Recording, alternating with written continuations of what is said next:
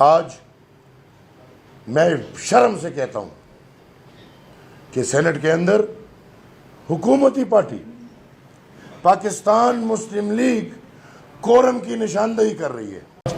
Saint کے اندر جو ماحول میں نے دیکھا اور ہم سب نے دیکھا، تو یہ جمہوریت کے جنازے نکل رہے ہیں اور جمہوری لوگ نکال رہے ہیں، سیاستدان نکال رہے ہیں بدقسمتی سے۔ ایک مسئلے پہ اگر آپ بحث بھی نہیں سن سکتے،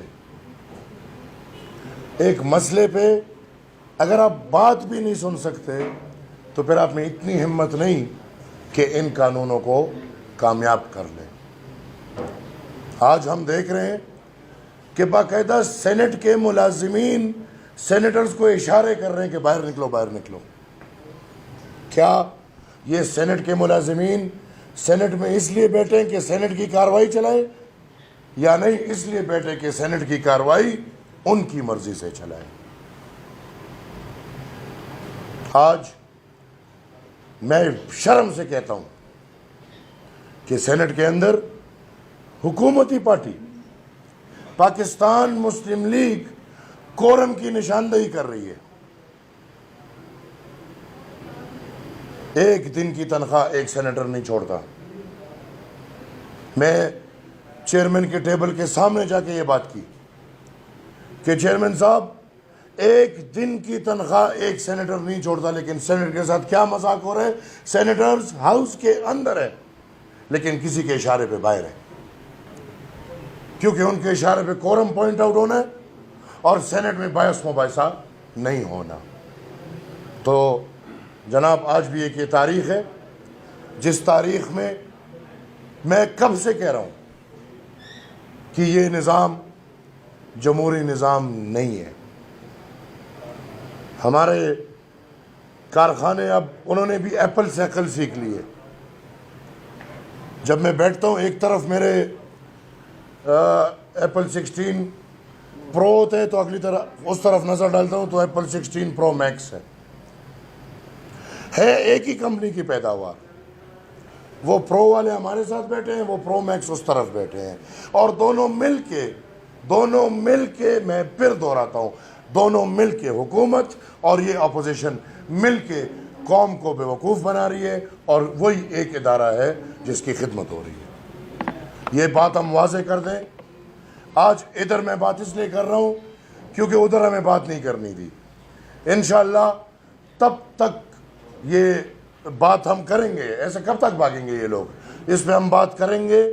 گرین چولستان پروجیکٹ کا انشاءاللہ کالا چٹا اس قوم کے سامنے کھولوں گا میں۔ یہ سندھ کی نہروں کا مسئلہ نہیں ہے، گرین چولستان بڑا تاریخی مسئلہ ہے، اور اس میں جو سینئرز ادھر بیٹھے ہیں یا جنہوں نے جناب اسفندیار ولی خان یا خان عبدالولی خان مرحوم کی تقریریں سنی ہیں تو ان کو پتہ ہے کہ گرین چولستان کا مسئلہ کیا مسئلہ ہے۔ اور مائنز اینڈ منرلز یہ ہمارے ہیں، یہ قوم کے ہیں، یہ پختون قوم کے ہیں، یہ بلوچ قوم کے ہیں۔ اگر مسلم لیگ اور پی ٹی آئی مل کر یہ فوج کی خدمت کرنا چاہتی ہے، بخوبی کرے۔ انشاءاللہ ہم پتھر کی طرح قوم اور اس رایا کے بیچ میں کھڑے رہیں گے۔ میں مشکور ہوں آپ سب کا۔ یہ بات ادھر سے صرف اس لیے پہنچا رہا ہوں کیونکہ اندر جمہوریت کا جنازہ نکال رہے ہیں سب، لہٰذا دیکھیں گے آگے کیا ہوتا ہے۔ یہ باتیں انشاءاللہ کروں گا، فلور پہ کروں گا۔ کب تک چھپیں گے؟ آج دیکھیں کیا کیا، یہ بھی عجیب بات ہے۔ آج کا اجلاس ملتوی، جمعے کو بلا لیا۔ بھائی سینیٹر صاحب کی 4 دن کی تنخواہی ہو گئی، مبارک ہو۔ ایک تقریر نہیں ہوا، ایک بات نہیں ہوئی۔ آج سے 2 دن بعد والا جمعے، پھر منگل کو بلا لیں گے، 2 دن اور سینیٹرز کی تنخواہ ہو گئی۔ جی مبارک ہو، قوم کی خدمت یہ لوگ کر رہے ہیں۔ میں کس لیے سینیٹر بناؤں؟ انشاءاللہ یہ جو بار بار ہوتا ہے واضح ہو رہا ہے سب کو، یہ سوال ہر کسی کے منہ پہ تھا کہ میں کیوں سینیٹر بنا اور کس لیے بنا۔ انشاءاللہ واضح کرتا رہوں گا کہ میں کیوں اور کس لیے بلوچستان سے جا کے سینیٹر بن کے ادھر آیا۔ Thank you. 2 سوالات ہیں۔ جس طرح آپ نے لاسٹ پیراگراف آپ نے کہا کہ میں کیوں اور کس طرح سینیٹر بنا ہوں، تو آپ کا تعلق پختونخوا سے اور آپ کی قوم سیاست وہاں پہ رہی ہے آبا و اجداد سے۔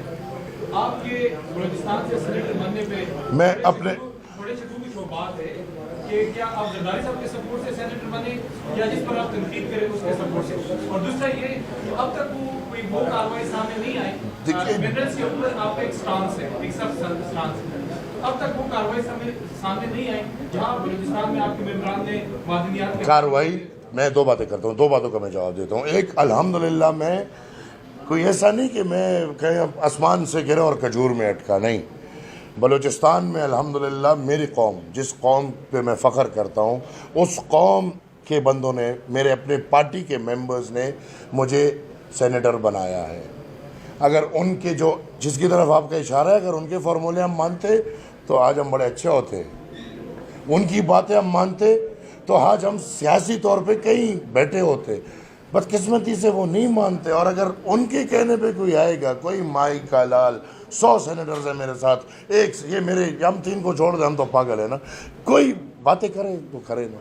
वो तो आज पता चल रहा था कि उनको कौन लेकर आया है, जो एक सेनेटर के क्लास 4 के इशारे पे उठो और बाहर जाओ, और सेनेटर साहब उठ के बाहर भाग रहे हैं। नंबर टू, हमारी कार्रवाइयाँ ऐसा नहीं है कि नहीं है, हमने पूछा है, जवाब आएगा। ये अमल पब्लिक के लिए नहीं है, ये हमारी अपनी नज़रिए के लिए, हौसला अफजाई के लिए। जो नतीजा होगा इंशाल्लाह आप सबके सामने जल्द आ जाएगा। आप ये समझते हैं कि जिन्होंने नून लीग और पीपल्स पार्टी को जोड़ा है वो हर सूरत इसको पास करवा लेंगे, क्योंकि नून लीग बहुत कॉन्फिडेंट नजर आती है, पीपल्स पार्टी ने आपसे पहले प्रेस कॉन्फ्रेंस की है, वो अपेरेंटली सरापा एहतजाज है, क्या मामला है? कालाबाग डैम पे सब एक थे, लेकिन इंशाल्लाह अरमान लेके चले गए। ये मेरी मिट्टी, मेरे कौम के बच्चों के हक का सवाल है।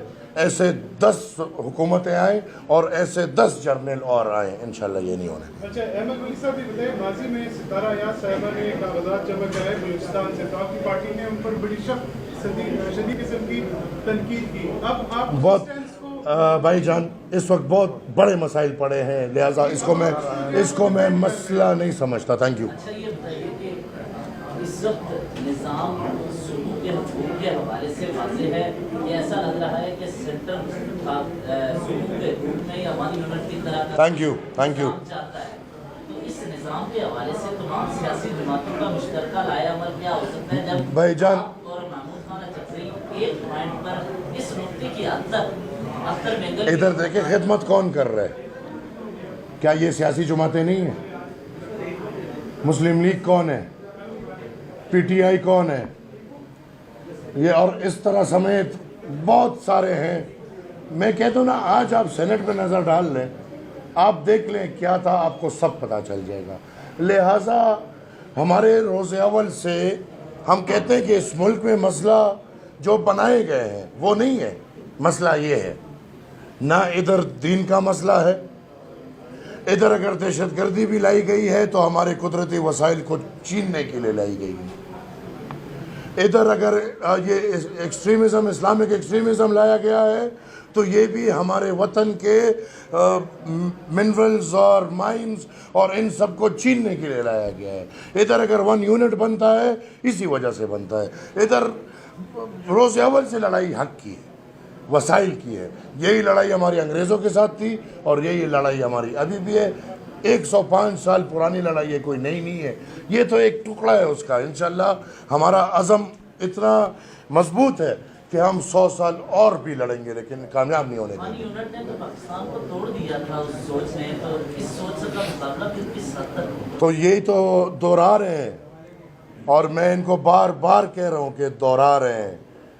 पाकिस्तान के फरमाबरदार, जो अपने आप को पाकिस्तान के फरमाबरदार कहते हैं, उन्होंने हमेशा पाकिस्तान को तोड़ा और पाकिस्तान को नुकसान पहुंचाया। हम गद्दारों ने हमेशा इस वतन के लिए, इस मुल्क के लिए कुर्बानियाँ दी और तारीख़ सबके साथ।